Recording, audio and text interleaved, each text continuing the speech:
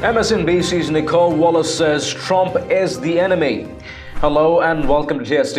If you are new to the channel, tap on the subscription button and press the notification bell so you can receive news and updates that you can rely on daily.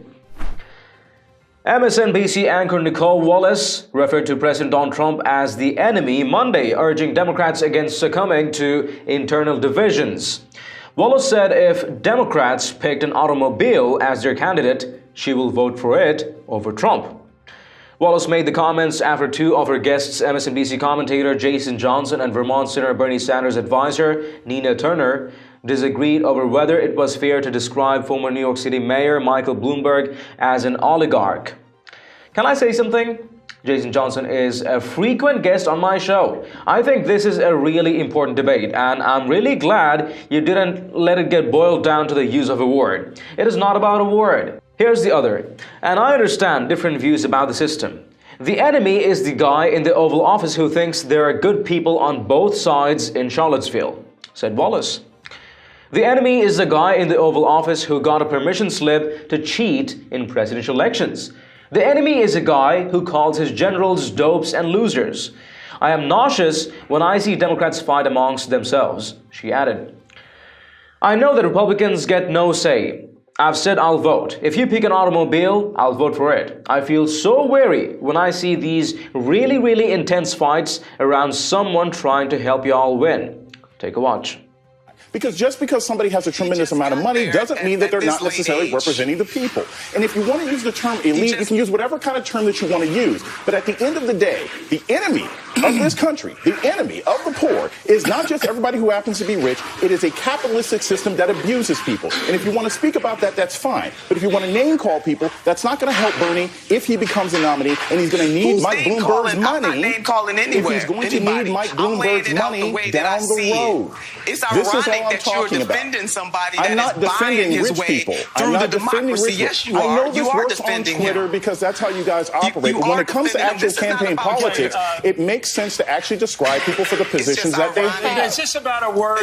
Is this about a word, Jason? Is this about a word? No, it's not just about a word. It's about the implications of it. And it's about criticizing the system versus criticizing individuals. Like I said, I wouldn't call Bernie Sanders an oligarch, and he happens to be part of the 1%. I would say he's somebody who's wealthy, but who's dedicated himself to trying to uplift people who are poor. He just got there at the age of 78 years old. Okay, let me end this. I just want to break, because I do like this debate, because it's a debate, and I like debates. Number two, do you want to change your words? No, I'm not changing. He doesn't tell me what to say and how to change my words. My words stand. Well, Brian, it's back to you. I think that's the decisive conclusion of this back and forth. Your thoughts? Can I say something about Jason Johnson? Jason Johnson, a frequent guest on my show. I think this is a really important debate, and I'm really glad you didn't let it get boiled down to the use of a word. It is not about a word. Here's the other enemy, and I understand different views about the system.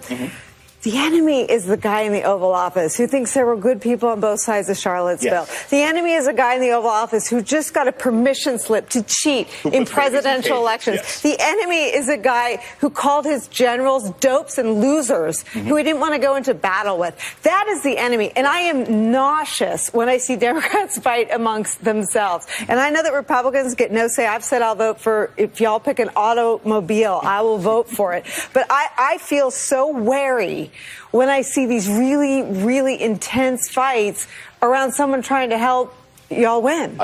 My thing is this. Like I said, I'm an American citizen. I have no particular loyalty to the Democratic Party or any other party like that. But what I do think is this. I do think that if you're trying to build a coalition to get Donald Trump out of office, this sort of cute red meat stuff is fine on Twitter, but it's not how you're actually supposed to be operating a campaign. You can fight Mike Bloomberg on the issues. You can. So the enemy is the guy who is actually making groundbreaking changes that is really starting to change the landscape of this nation so drastically for the better. And you MSNBC douchebags would still find the worthless good-for-nothings from California and all, who's treating their districts like a hellhole?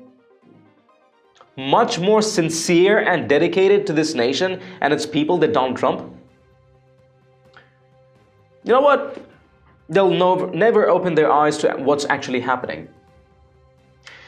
They do have their eyes open. It's just they'll never admit, because they're getting paid to say all this BS, aren't they? Guess what? We don't expect douchebags who's just arrogant to accept the truth and admit, because the truth comes voluntarily. We can't force it out from filthy mouths that don't deserve to utter the truth. Let me know your thoughts and reactions in the comments down below. And haven't you checked out the official TST store yet? It has a variety of Patriot-themed custom t-shirts, sweatshirts, mugs, phone cases, and tons more. Make sure to take a look. Maybe help us out by picking some products for yourself and your loved ones at great prices. It does make a huge difference to what we're doing here. Link in the description below. If you've liked this report, let us know by tapping that like button down below. Share the news among friends and family, and don't forget to subscribe to our channel. Thank you for watching. Stay tuned for more news and updates on TST. I'm David Ravine, and I'll see you in the next one.